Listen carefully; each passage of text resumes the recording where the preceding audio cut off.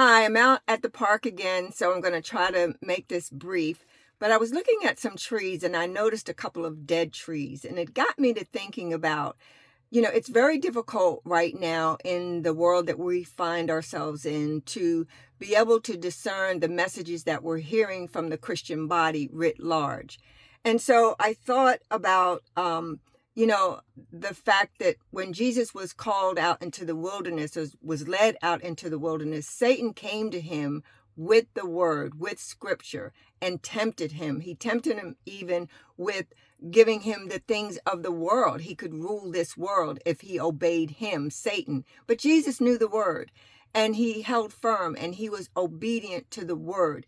And so my point is, we can know the word, we can quote scriptures, but if we don't obey the word, then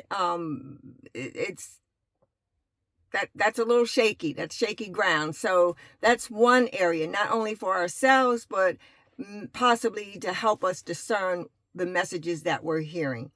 The next part is where the tree comes in. So I thought about the story where Jesus cursed the fig tree because it had beautiful leaves, but it had no fruit. And so we are to judge, if you will, or discern messages that we're hearing from the people who call themselves Christians based on their fruit. And so we go to Galatians chapter 5, and if we start in verse 19 through 21, there's a whole list of fruit or things that we see in people's behavior that tells us whether or not, in this case, they're going to be carnal or worldly types of behaviors. And I'm going to list them because they're really powerful. Idolatry, witchcraft, hatred, strife, jealousy, outbursts of anger, selfish ambition, divisions, factions, envy, drunkenness, wild parties or orgies.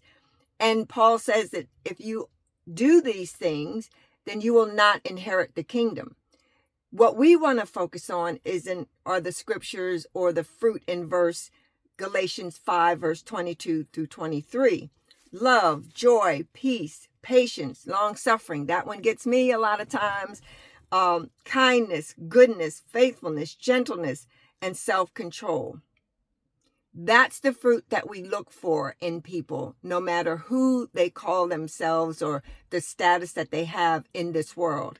And Paul says, follow me as I follow Christ. Hope this helps. This is Dr. Robinson, vibing in the park.